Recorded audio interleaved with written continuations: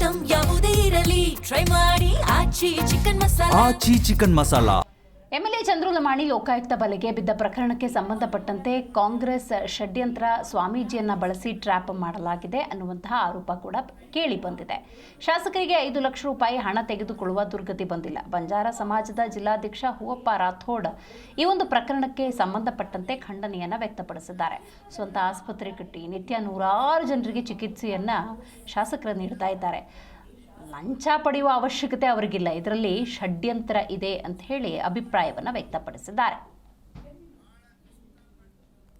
Hospital ಕಟ್ಟಿ 100 ರೋಗಿಗಳನ್ನ ಗುಣಮುಖರ ಮಾಡುವರಲ್ಲಿ ಒಬ್ಬವ ಚಂದ್ರು ಲಮಾಣಿ ಶಾಸಕರು, ಸಿರಟ್ಟಿ ಮತಕ್ಷೇತ್ರ. ಅವರು ಇಂಥ 5 ಲಕ್ಷ ರೂಪಾಯಿ ತಗೊಂಡು ಬದುಕುವಂಥ ವ್ಯವಸ್ಥೆ ಏನಿಲ್ಲ.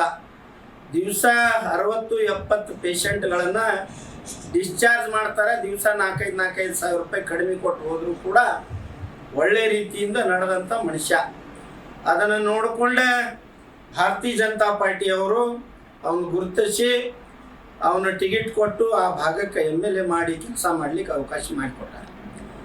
ಇದನ್ನು ಕಾಂಗ್ರೆಸ್ನವರು ಉದ್ದೇಶಪೂರ್ವವಾಗಿ ಷಡ್ಯಂತ್ರ ಮಾಡಿ ನಮ್ಮವ್ರನ್ನೇ ಒಬ್ಬ ಸ್ವಾಮಿನ ಜೋಡಿಸ್ಕೊಂಡು ಕುಮಾರ ಮಹಾರಾಜನ ಅವನು ಜೋಡಿಸಿ ಅವನ ಮುಖಾಂತರ ಈ ಸಣ್ಣತನಕ್ಕೆ ಕೆಲಸಕ್ಕೆ ಕೈ ಹಾಕಿದಾರಲ್ಲ, ಇದು ಸಮಾಜಕ್ಕೂ ಕಳಂಕ ಮತ್ತು ಇದು ಕಾಂಗ್ರೆಸ್ನವ್ರು ಮಾಡುವಂಥ ಈ ದುರಾಡಳಿತ ರಾಜಕಾರಣ ಅನ್ಲಿಕ್ಕೆ ಭಾಳ ದುಃಖ ಅನಿಸ್ತೈತಿ ಬಂಧುಗಳೇ. ಇವತ್ತು ಅವರು ತಗೊಂಡದ ಸತ್ಯ ಇತ್ತಂದ್ರೆ ಕಾನೂನು ಪ್ರಕಾರ ಹೋರಾಟವನ್ನು ಮಾಡಿ ಕಾನೂನಿನಿಂದ ಬಿಡುಗಡೆಯಾಗಿ ಬರ್ತಾರ.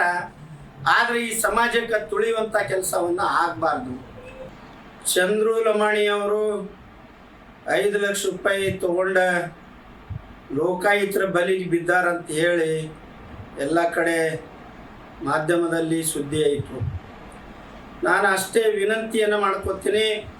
ಬಂಜಾರ ಸಮಾಜ, ಹಿಂದುಳಿದ ಸಮಾಜ, SC ಸಮಾಜ, ದಲಿತ ಸಮಾಜ, ಇವತ್ತು ಚಂದ್ರು ಲಮಾಣಿಯವರು ಭಾಳ ಕಷ್ಟಪಟ್ಟು ದುಡಿದು ಹಾಸ್ಪಿಟ್ಲವನ್ನು ಕಟ್ಟಿ 100 ರೋಗಿಗಳನ್ನು